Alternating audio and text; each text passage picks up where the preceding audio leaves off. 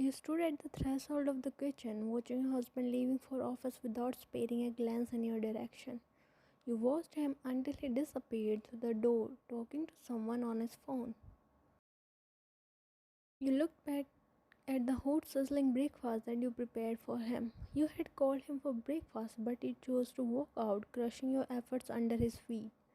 With a heavy heart, you served yourself the food. You put your skills and affection into it. You held the spoon with your shivering hands, ready to fill your stomach, but a shaky breath escaped through your lips as the spoon fell down from your hands. You stood up, breathing heavily as you tried to gulp down the tears that welled up in your eyes. With wobbly steps, you ran out of the kitchen towards your room, the room you had been staying since the day you signed the marriage agreement with the great business tycoon Park Jamin.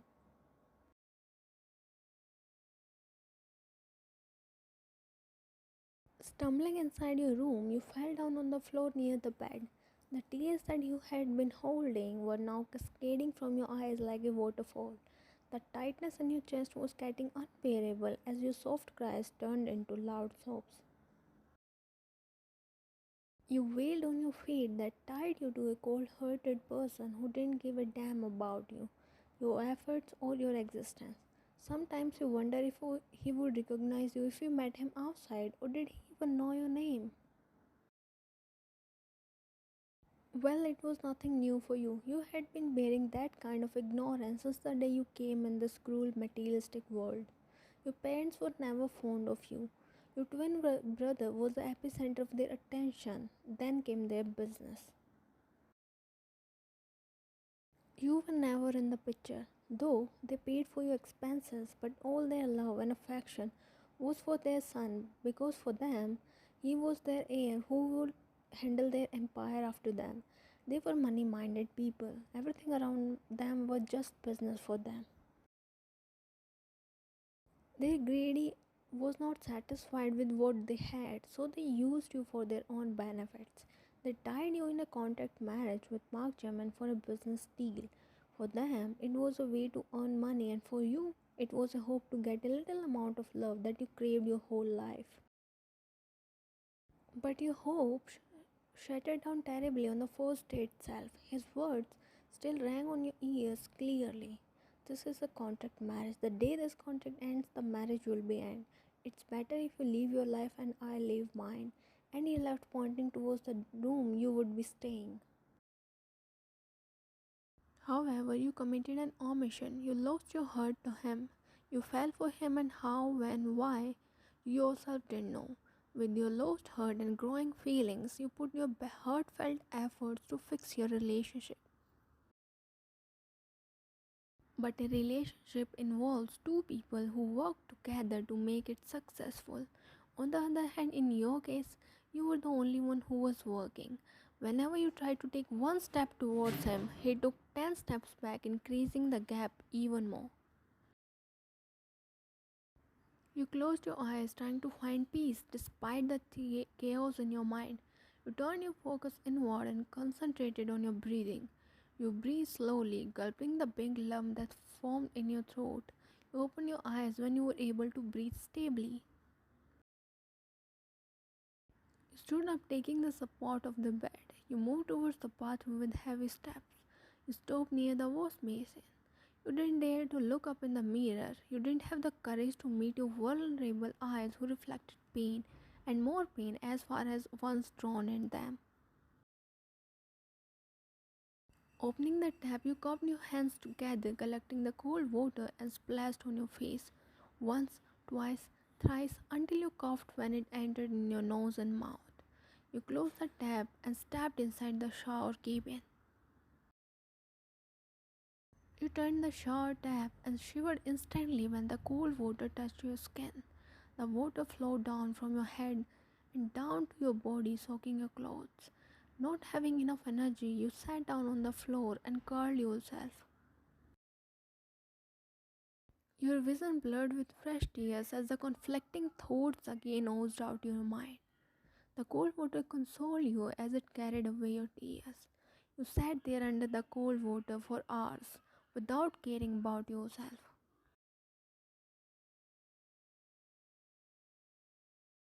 After you felt like there were no more tears left, you lifted your body and stepped out before closing the shower tap. Discarding the wet clothes in the laundry basket, you wore your bathrobe, dragged yourself into the closet, and changed into a fresh pair of clothes.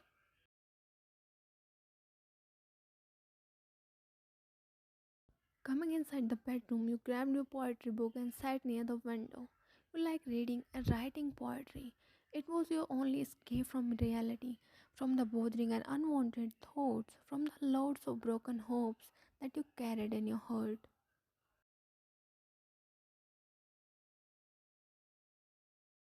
The aroma of hot sizzling meals spread across the walls of the big mansion as you prepared dinner with your full focus. You were cutting the required vegetables to add into the soup. That's when your phone rang, gaining your attention. You grabbed your phone, your heart beat fast and looking at the caller ID. It was your father. You weren't having a good feeling about it. He would never call you until it was something related to his own benefit. You gulped before taking the call.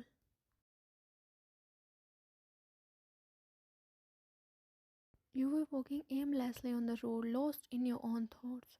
You were going where your feet were taking you. Everything was just suffocating you. You wanted to disappear somewhere far away where you will be treated like a human who has feelings. Your feet stopped in front of a bar. You looked inside. People were laughing, talking, and having drinks with their friends.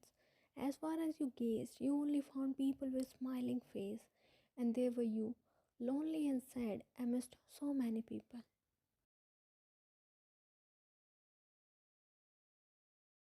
Jimin came back home after a really stressful day. He frowned his eyebrows when he didn't saw you there. Usually you would be in the living room reading a book. The house was unusually quiet. There was pin drop silence which made his stomach churn with an unknown feeling.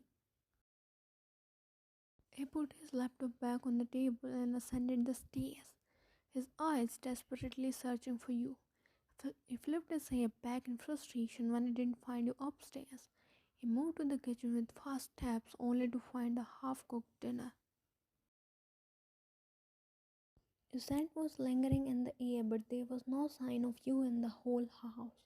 He hastily reached out for his phone and searched for your number if he had one. Luckily, your contact number was saved in his phone. He dialed your number, but it went on voicemail.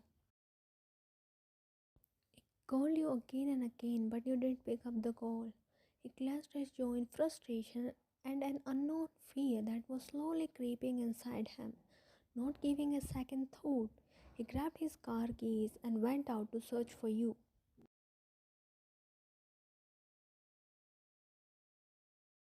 After searching for more than 1 hour, he was unable to find you. He parked his car on the roadside and got off the car, pulled out his phone, dialing your number for the upteenth time. The bell rang for some time until the call was picked up this time. Wine, where the are you? He shouted in anger and frustration. There was silence from the other side. Speak up, damn it. The lady is drunk. He knitted his eyebrows when he heard an unfamiliar male voice. Who are you and where's wine? Sir, the woman is drunk and she is not ready to leave from here. Tell me the address. I'll come to take her back. The man told him the address. He looked around to find himself standing in front of the same address.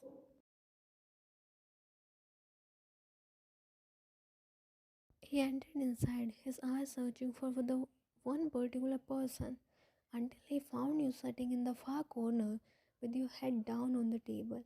He walked in your direction and stood in front of your table. When he called out, his voice barely audible. Your ears perked up hearing the familiar voice. You lifted your head and gazed at the person with your blurry vision. What are you doing here? You know how long I have been searching for you. His words stuck in his throat when you suddenly wrapped your arms around his waist and sobbed, burying your face in his stomach. When his voice softened as your painful cry reached his ear. What happened, Ryan? You raised your head to look at him. His heart twisted seeing your red teary face. My husband, you hiccuped in between and cried more. Jimin removed your hands and kneeled down in front of you.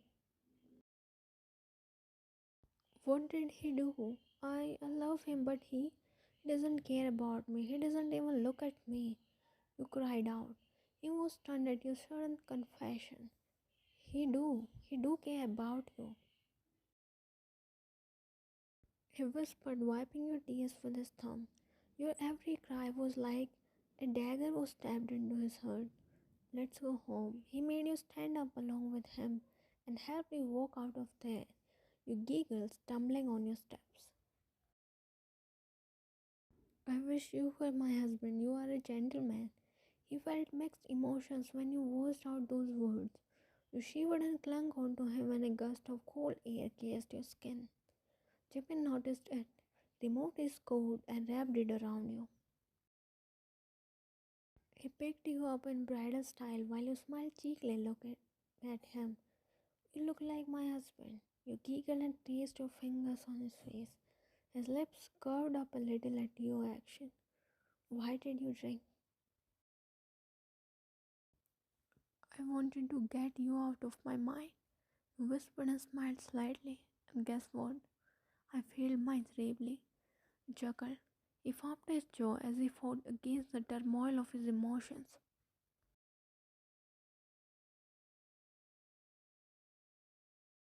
You squealed as he carried you inside your room and put you down on the bed, covered you with the blanket, and turned around to go, but he felt a tug on his wrist.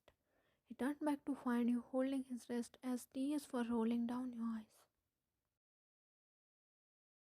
He sighed and sat beside you. He wiped your tears gently and kissed your cheek. Do you not like me even a little bit? You need rest, Wine. You hold his collar and yanked him closer to your face. Kiss me. You are drunk. You will not remember anything tomorrow. Then make me remember again. With that, you closed the gap, capturing his lips with yours. You sucked on his lower lip. He let you do anything you wanted. Tears again rolled down your eyes when you didn't feel him kissing you back. Your grip loosened on his collar and you turned away to other side. I'm sorry, you whispered in a shaky voice. The next thing you knew, your hands were pinned down on the mattress and Jimin hungrily sucking your lips. You tugged on his hair, reciprocating with the same passion. This time, he didn't stop himself from showing what he felt. He let his heart win over his mind. He pulled out when he felt you going breathless. A string of saliva was still connecting your lips. He gazed at you with his eyes full of unsaid emotions. I'll make you remember this tomorrow if you forgot. He slid himself inside the blanket beside you. He pulled you in his arms, kissing your head. You were half asleep as you snuggled closer to his body warmth. I'll tell you everything in the morning. Everything. His grip tightened on your waist as he pulled you more closer to himself.